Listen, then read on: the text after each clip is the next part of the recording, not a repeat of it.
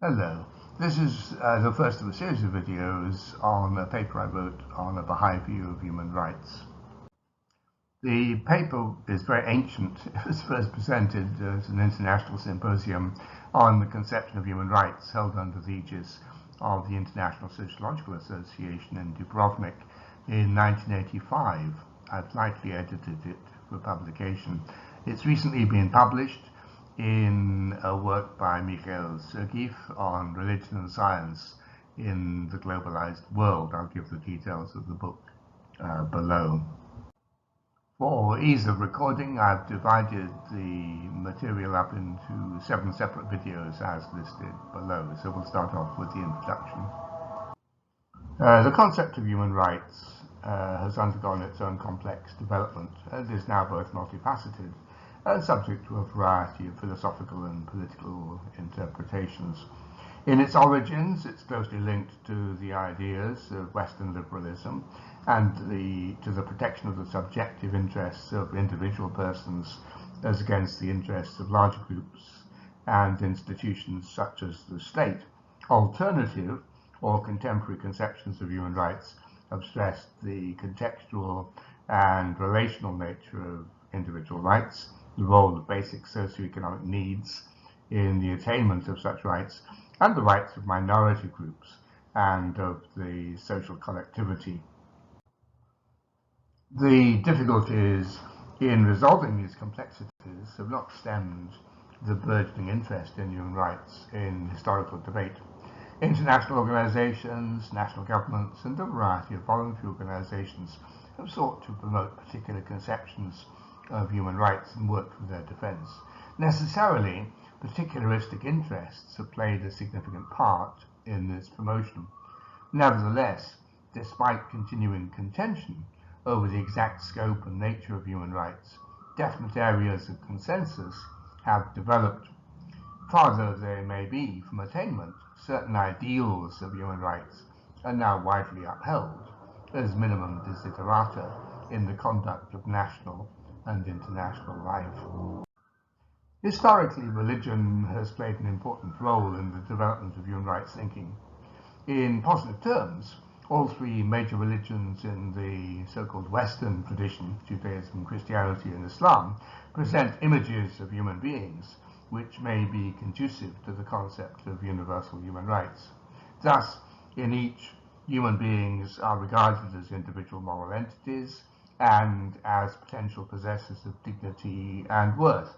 Created for a purposeful existence, humans are also accountable to a God who is regarded as both just, loving, and compassionate, and who has inculcated moral commandments for the ordering of human society. More negatively, the Western religions have also borne the conceptions of religious exclusivism and authoritarian orthodoxy. Whilst the modern conception of human rights echoes earlier religious conceptions of moral responsibility, individual worth, and social justice, it also emerged as a reaction against the excesses of religious fanaticism and persecution. The Baha'i faith represents a new expression of the Western religious tradition, sharing ideas of justice, responsibility, and worth with Judaism, Christianity, and Islam. The Baha'i scriptures provide their own distinctive basis for conceptions of human rights. As such, they are worthy of study. Moreover, Baha'i bears a particular immediacy in relationship to the modern world. Whether one accepts Baha'u'llah's claims to be a messenger of God or merely regards him as a creative religious thinker, his message is certainly addressed to the modern world. Again, though they may be relatively few in numbers, perhaps 5 to 7 million people, the Baha'is, the followers of the religion's founder, Baha'u'llah, represent a dynamic element in world society, who are already established in most of the world's countries, are urgently committed to their particular ideals of internationalism and universal justice, and have shown themselves eager to work in collaboration with the international agencies of the United Nations. The ideals that animate such people are at least of wider interest. As with other religions in the Western tradition, the Baha'i conception of human rights is rooted in the beliefs in the moral responsibility and worth of the individual, and in the prophetic challenge of divinely ordained social justice. For Baha'is, the purpose of human life on earth is for the individual to develop his or her spiritual capacities in preparation for the afterlife, and for each to contribute to the spiritualization and development of human society. Human beings are regarded as fundamentally spiritual entities who are created to know and worship God in all the worlds of God. The individual human soul is born into the world in a state of sinlessness, but with an inherent capacity for selfishness. Each soul has an infinite capacity for spiritual development, but this can only be begun to be realized through spiritual and moral guidance. Without such guidance, the individual soul is unable to manifest its potential and easily falls into error and wrongdoing. Throughout his or her earthly existence, the individual confronts spiritual and moral challenges. The response to these challenges determines the individual's state of soul in the afterlife. Favorable responses to the challenges enhance spiritual growth. Unfavorable responses retard spiritual growth. This concern with individual spiritual growth and moral responsibility is linked to a strong concern with the affairs of this world. Humanity as a whole is regarded as having been created to carry forward an ever-advancing civilization of increasing spirituality. The periodic decline of religion interrupts this progress, but at an individual level, the reality of moral choice remains constant, and all human beings have a responsibility to contribute to the advancement of human society. Religion is concerned with all aspects of human life. Again, a divine standard of guidance is needed. For Baha'is, guidance in its most perfect form derives from the succession of divine messengers, the manifestations of God in Baha'i terminology.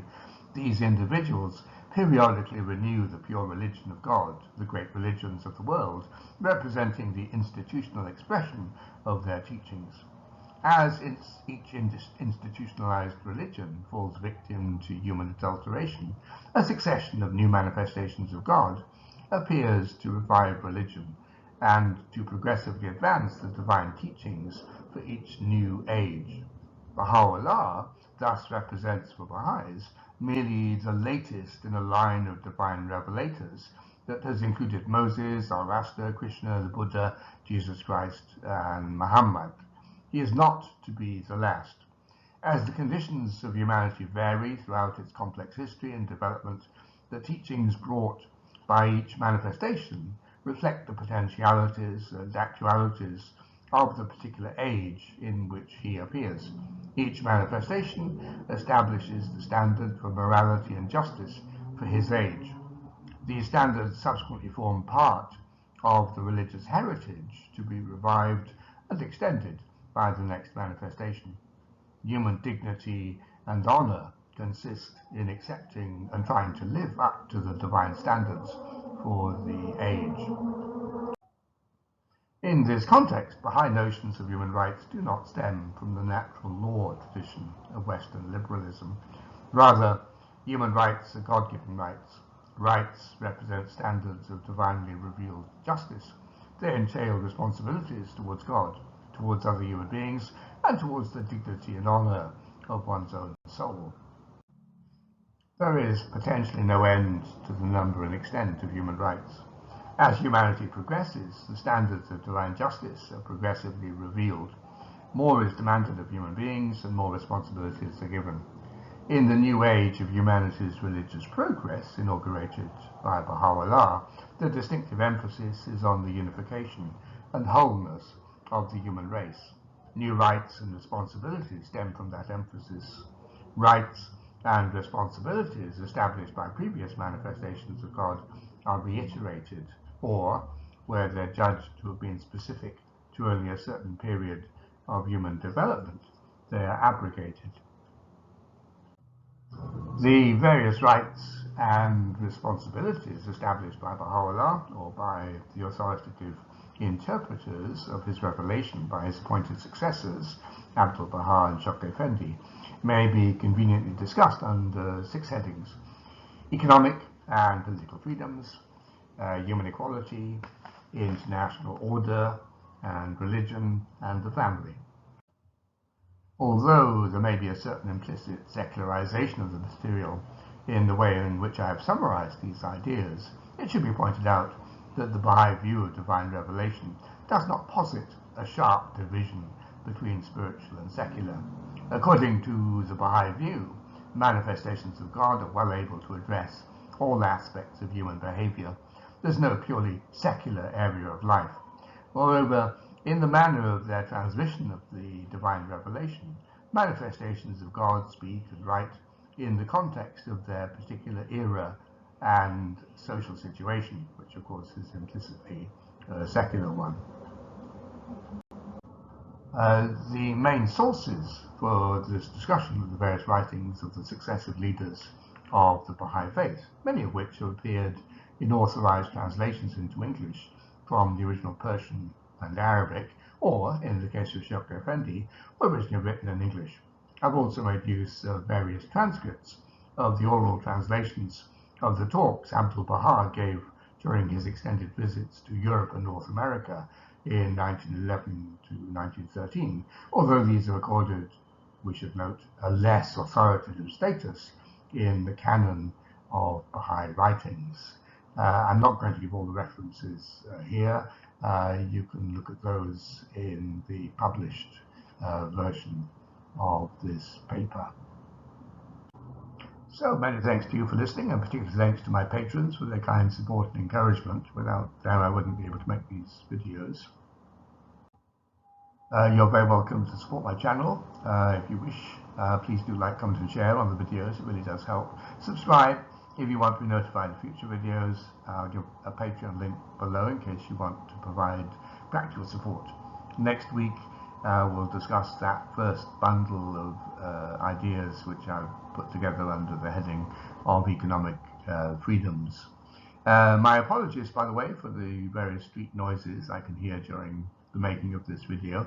I deliberately I'm making this on a Sunday, which I thought would be a day when there would be less traffic noise, but I was unlucky. Anyway, have a good day.